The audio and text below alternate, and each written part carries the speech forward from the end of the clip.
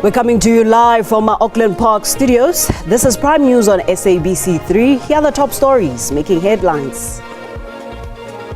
The problem with this president is he literally wants to do what is called, you want to have your cake and eat it too. The MK party is facing off against President Cyril Ramaphosa in the Constitutional Court over the decision to place Police Minister Senzo Mchunu on leave. In just over 24 hours, the US will implement 30% export tariffs on South African goods.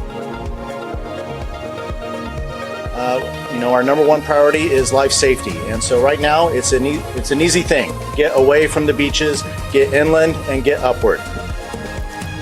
The US tsunami warning has cautioned about the hazardous tsunami waves that may affect the coast of Russia, Japan, Alaska, and Hawaii.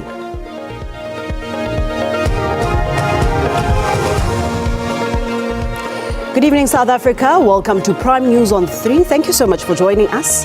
I am Paulette. Now, we begin with this.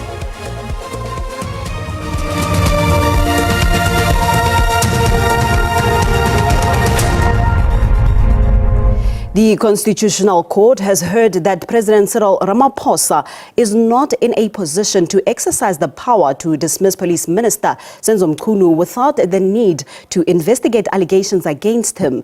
This as the Apex Court has been tasked with determining the lawfulness of 3 related decisions Ramaphosa took after Lieutenant General Mkhwanazi made allegations of collusion between police office bearers and organized crime syndicates. Ramaphosa placed Mchunu on leave of absence pending a probe into the issue, but former President Jacob Zuma and the MK party charged that he does not have the power to do so. The nature and scope of President Cyril Ramaphosa's powers in dealing with ministers, as well as the lawful exercise of such powers, was placed under the lens before the Apex Court. Former President Zuma and the MK party seek to invalidate the president's decisions to place Minister Senzo Mchunu on leave of absence, the appointment of Professor Faraz Kachalia as acting minister, and the establishment of a judicial commission of inquiry.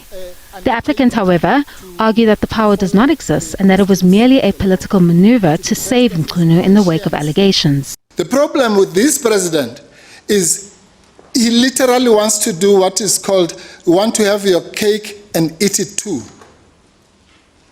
So he wants to appoint Professor Kachalia, but he wants to save Minister Mchunu and not dismiss him. Rightly or wrongly, and I'm not even there. That's really, this whole maneuver is about that. Advocate Anton Katz, SC on behalf of the MK party, echoed similar sentiments, stating that the president only has the power to appoint and dismiss ministers. And where the president wants to give a temporary power, it can only be given to a minister within the cabinet. Lawyers on behalf of the president, however, argued that the power is implied and necessary, as the president could not dismiss the minister without a rational process. The president says he is not in a position to decide, to exercise the discretion to dismiss without those allegations being investigated. And we would submit that that need for investigation in that context is to enable the president to discharge the power to dismiss in a manner that is consistent with the Constitution and the requirement of the principle of rationality. Lawyers on behalf of Mchunu added that such a rationality threshold has been met by the president. So these are rational reasons we submit, justices, which led the president to take the decision to suspend rather than to dismiss. A judicial commission of inquiry is set to get underway to probe the allegations made by Lieutenant General Mkhwanazi following the gazetting of the terms of reference and the announcement of the team that will lead this process. That includes Justice Madlanga, who will retire and hang up his robes on Thursday. Judgment reserved. Kani Mapanga, SABC News, Johannesburg. US President Donald Trump says he'll probably not attend the G20 in person in South Africa later this year.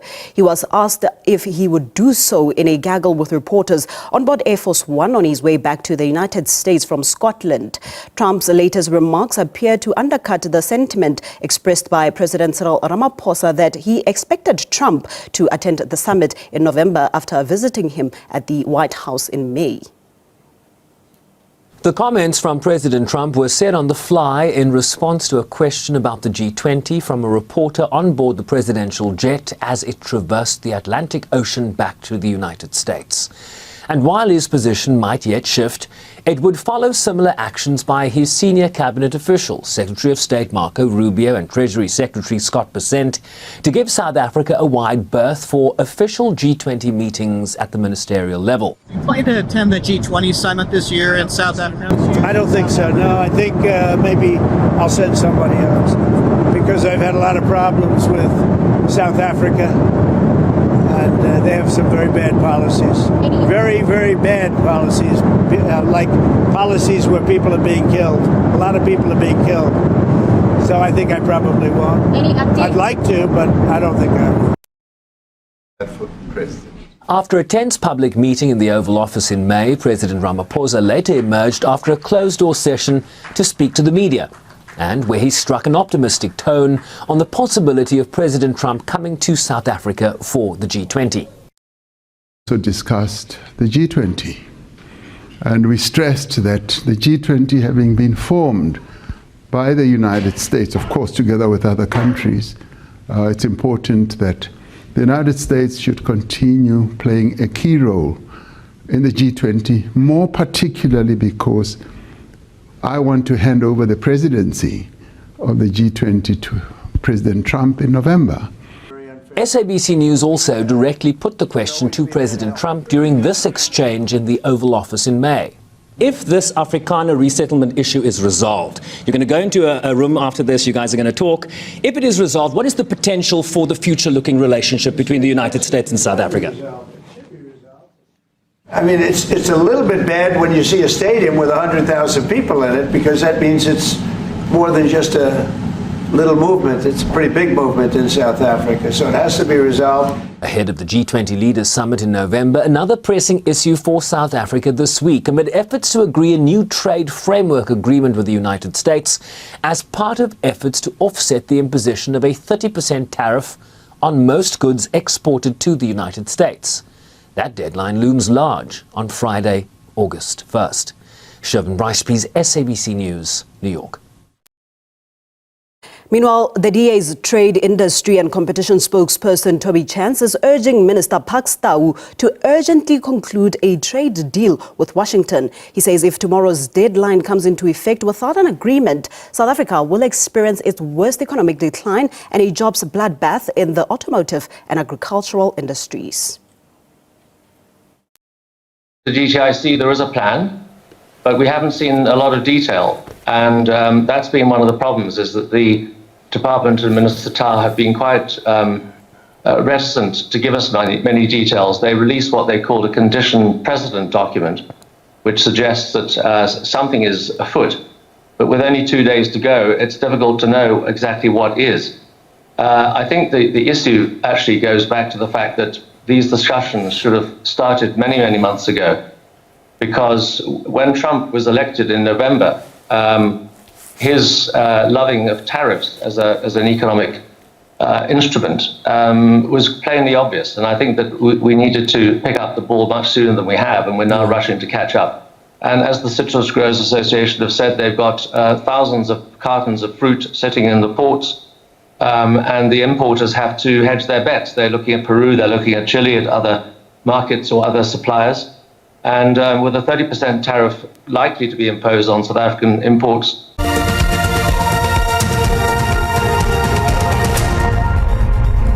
Welcome back. Onto this now. The African Continental Free Trade Agreement can help diversify trade and protect emerging economies from global trade shocks. This is according to delegates attending the two-day Trade and Industrial Policy Strategies, or TIPS Forum, that spent day one of the forum taking stock of the rollout of the AFCFTA 4 years on. It's been 4 years of the African Continental Free Trade Agreement, with 49 of the 54 countries on the continent ratifying the agreement. Calls are now growing louder for greater efforts in unlocking business activities under the AfTA, a move the Secretariat Tsotetsi Magong believes will help enhance African economies to reducing dependence. No one is going to save Africa. We are importing 60% of what we eat in the continent, yet the continent has 60% of global arable land. That's oxymoronic. How is that possible? Those that are giving us markets, or rather, I beg your pardon, those that we are giving markets to, the food that we are consuming from Europe, from East Asia, from North America, they are not going to relent and say the continent should just go ahead because it's charity. No. So we have to save ourselves.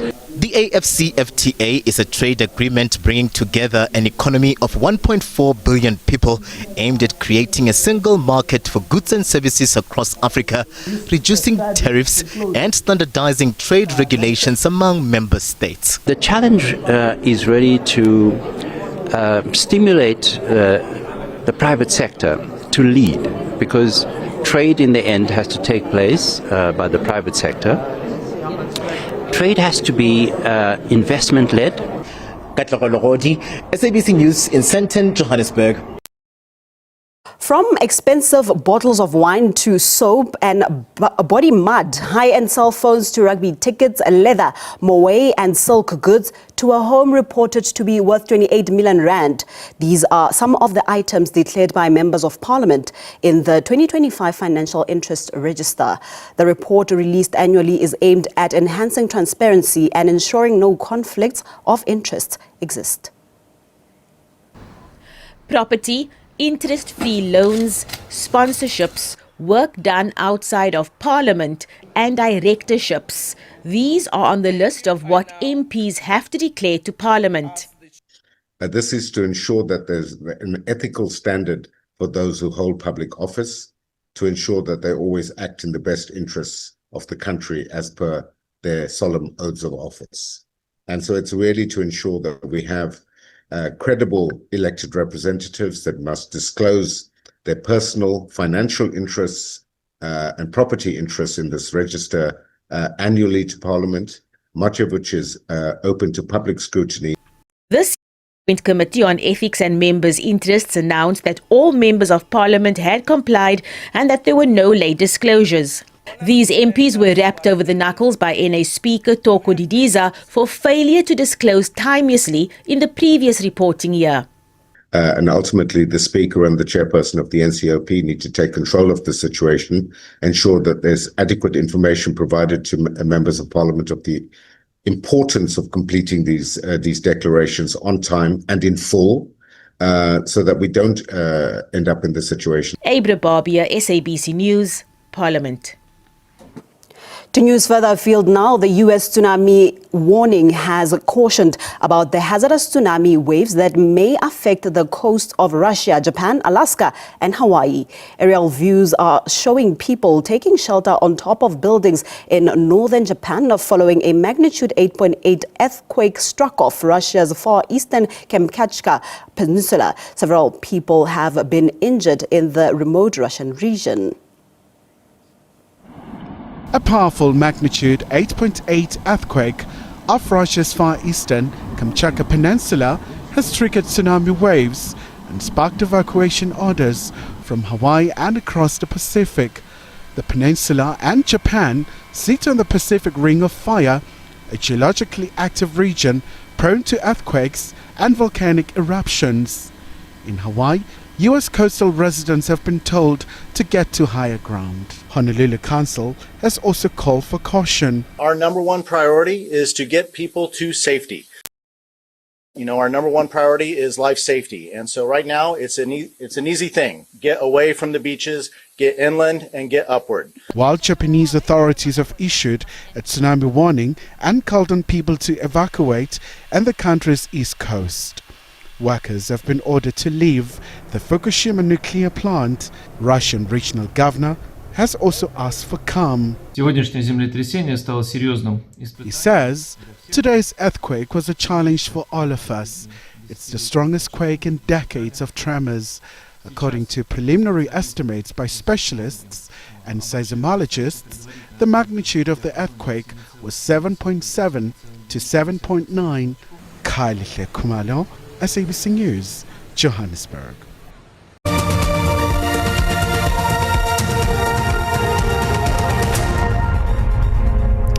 Thank you for staying with us. Let's shift our focus to this now. The trial of 6 men accused of killing 18 people at Ngobozana village in Lusikisiki last year has been postponed until tomorrow by the Mthatha High Court sitting in Lusikisiki in the Eastern Cape.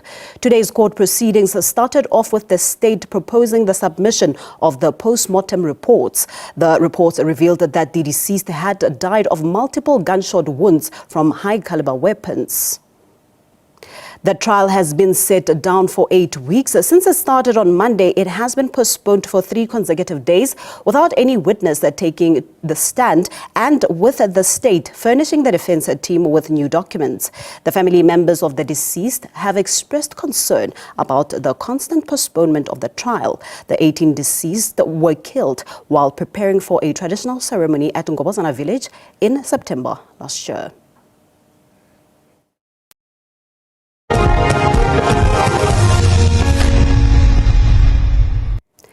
The Springboks are bracing for a step up in physicality and competitiveness when they defend their rugby championship title in a few weeks' time. Coach Rassie Erasmus says that the Springboks' meticulous planning is precisely to bridge the gap between tests against Italy and Georgia and being absolutely ready for the opponents in the rugby championship. There are still 2.5 weeks to go until the Boks begin the defense of their rugby championship. But Coach Rassie Erasmus knows all too well that the level of play is about to step up considerably. The Southern Hemisphere showpiece features 4 of the best teams in the world, and in terms of a regional tournament, it is about as brutal as it gets. Italy and Georgia were good physical opponents to start the international season, but Erasmus says the Boks are now going to play complete teams, all of whom can win the rugby championship. First 4 matches we played, was always going to be not as tough as the rugby championship. Not saying in any way that Italy and those guys weren't going to bring it physically, but I just think we were compared to them in terms of developing and playing as a team. We've been together for quite a while. The Boks are preparing for back-to-back test matches against Australia in Johannesburg and Cape Town. The Wallabies came to within inches of beating the British and Irish Lions in the second test of their series. The way they play is, Joe Smith is a great coach, and we know the players pretty well, and we know the coach pretty well. So it wasn't for us a surprise. We actually had, internally, we and the coaches had some, scores between us. After the 2 tests against Australia in the middle of August, the Boks will have 2 weeks to regroup before 2 tests against New Zealand in Auckland and Wellington at the beginning of September. Simon Burke, SABC News. Mamelodi Sundowns attacking midfielder Lucas Ribeiro dominated the Premier Soccer League's award ceremony held yesterday evening. The 26-year-old Brazilian won 4 individual awards, including the most prestigious one, that's the Football of the Year award.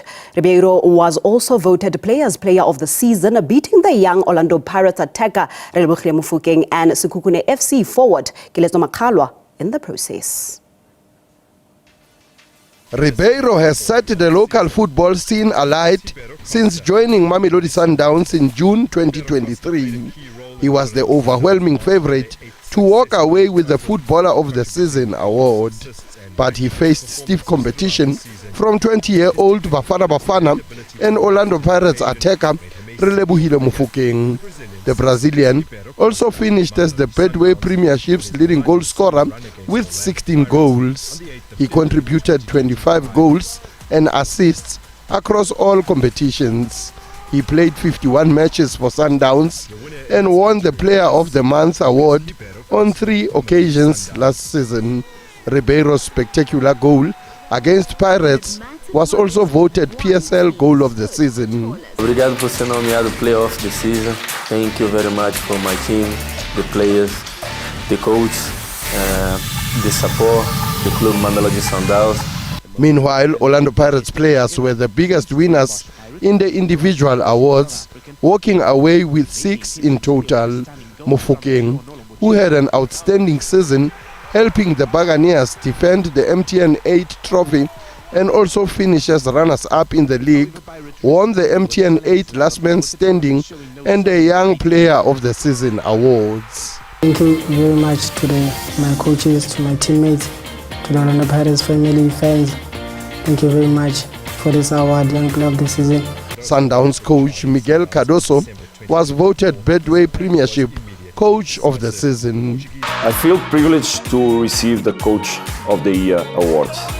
It's a reflection of the work of many people that is behind, on the side, and that supports the work of the coach. Sfiso Ramara, SABC News.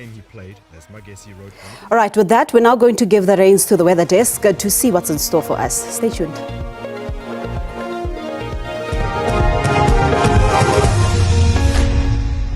Thank you very much and a very warm welcome to the weather desk. Time for us to look at those conditions over the country. We're going to start looking at tonight's conditions. So we're still expecting a cold front over Cape Town. Ahead of the cold front, we do expect some strong winds. We're talking wind speed of up to 50 kilometers per hour, can gust up to 60 kilometers per hour for tonight, causing a 60% chance of showers and rain over that coast stretching into the adjacent interior. It is going to be a cloudy night as we move towards that interior of the Northern Cape, stretching into parts of the Western Cape. For the rest of the country, it is quite a clear night, especially over Gauteng, Limpopo and Mpumalanga. For tomorrow, we see that cold front causing havoc over the mother city. We are talking widespread showers and thunder showers, possibilities of persistent rainfall and localized flooding over Cape Town and surrounding areas. Also, we do have temperatures dropping significantly over the high-lying areas over the Western Cape, stretching into parts of the Eastern Cape. That is why we do expect snowfalls for tomorrow, but still remaining clear as we move into Gauteng, Limpopo, Mpumalanga, and the Northwest.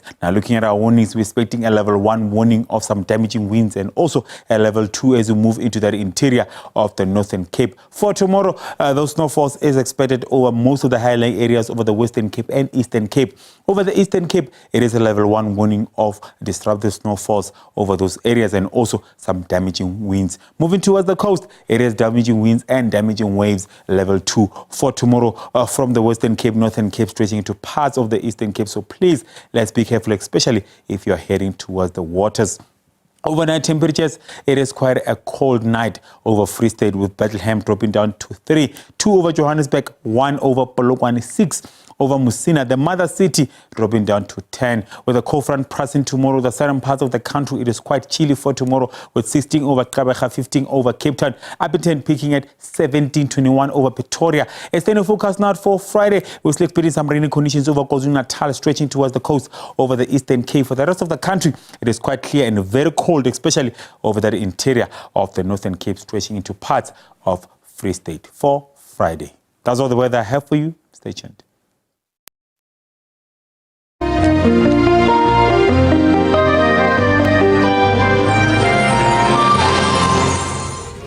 That concludes our time together this Wednesday evening. Much gratitude for joining us. From myself, Paulette Nell, it's good night. God bless. Pula.